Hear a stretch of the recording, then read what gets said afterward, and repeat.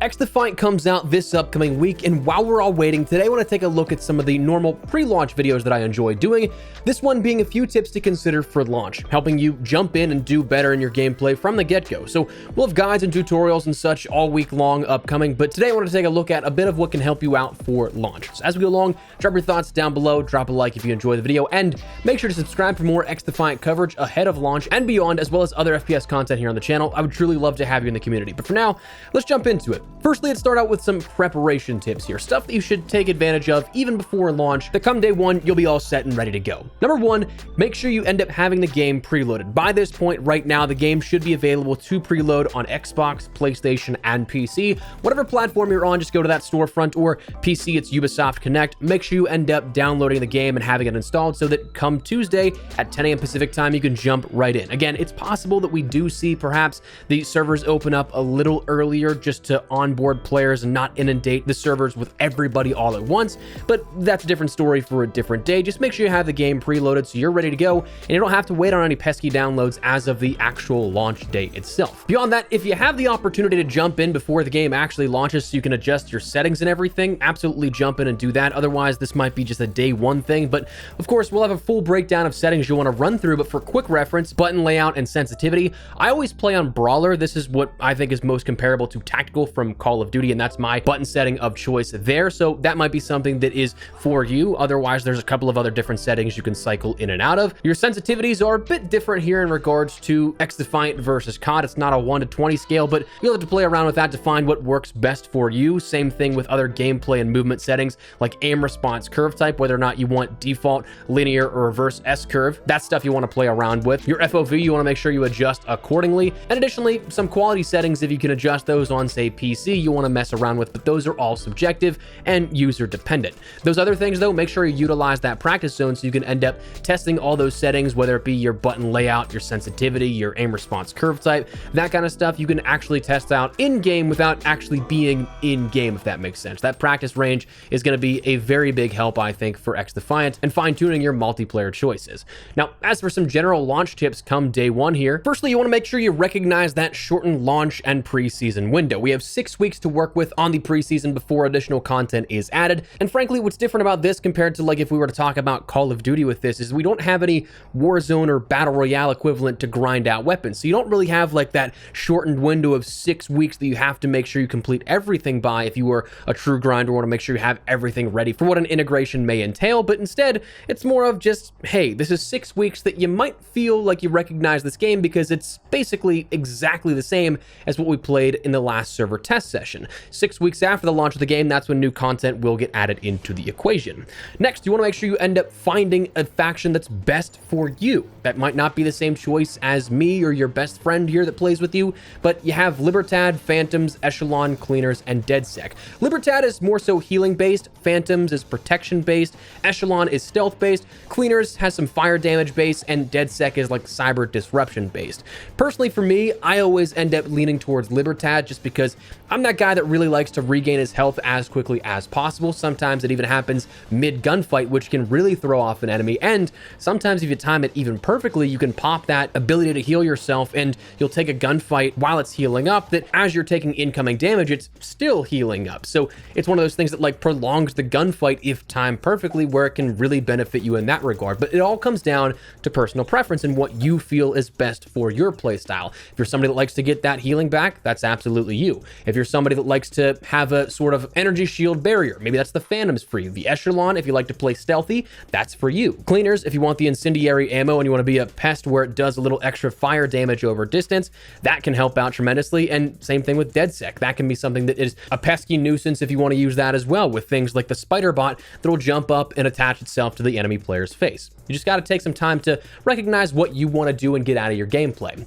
Next, again, utilize that practice zone. One example that was great here at this that I used it for was that in early test sessions, there was that muzzle flash that'll happen for some reason about a frame after your round is fired. So it seems like your aim may be off slightly. So you can go in there and sort of train to see, okay, maybe I'm not crazy. I'm actually shooting where I'm thinking, but this is something that unless fixed is likely still to be there at launch, which again, may induce some aim training and making sure that you're you're getting your shots off where you're actually aiming. But between the dummies, a test course, and just simply a firing range, you have plenty of locations in that to practice your shots, to practice any sort of new class you want to play around with, or maybe just perfect some movement again in that sort of test course that you can run through. There's a lot of stuff you can do with it to practice and actually go into game with using those skills that you would either warmed up with or really just practiced as the name suggests. It's a big help, I think.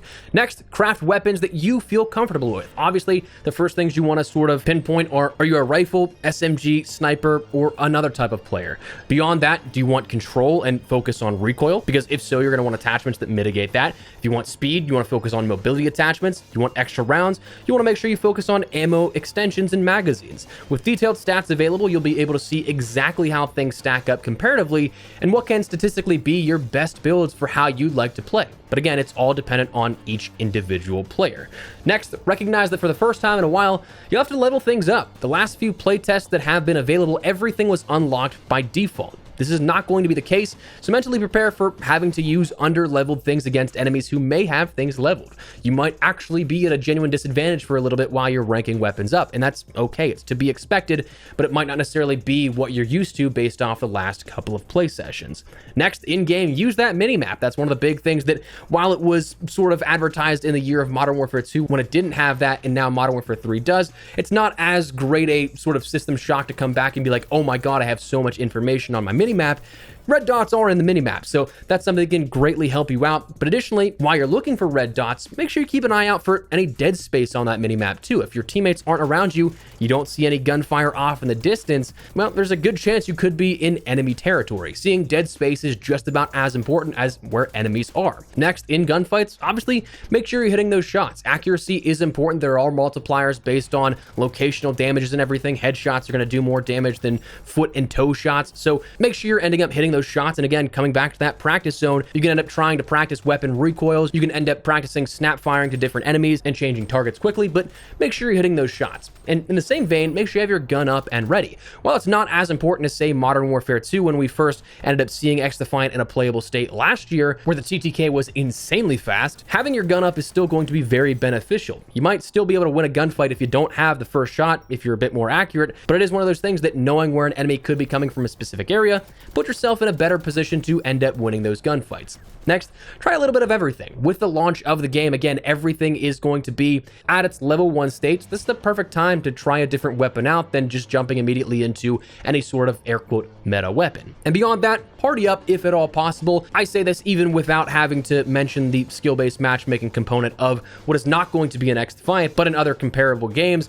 One of those things that I always have said with Call of Duty is partying up helps to break up that skill-based matchmaking, because if you have like a full party of 4, 5, or 6 people, it's very hard for the matchmaking system to find another party of 4, 5, or 6 people that will go up against you. So you can kind of brute force your way into it. And even though while skill-based matchmaking isn't in XDefiant, those same principles can still apply here at this. You can still steamroll lobbies if you end up having a party, because you just have communication between you and your squad. You have more eyes, more aim to spot and take out enemies. So it's just something that helps out tremendously if you have the opportunity to do so. I know that I play a lot of solo, so I'm probably not going to be playing in a party too much, but I mean, if the opportunity's there, absolutely take advantage of it. And then finally, the last thing in a general launch window tip simply is just to have fun with it, man. I mean, this game has been in the works for a few years. We've been waiting over a year since our first playable build of the game. So after a year of delays and getting to play it finally in its full launch state, it's just something that you should try and enjoy while you have the opportunity to. It's not going to be a Call of Duty killer. It never was going to be, and I think those comparisons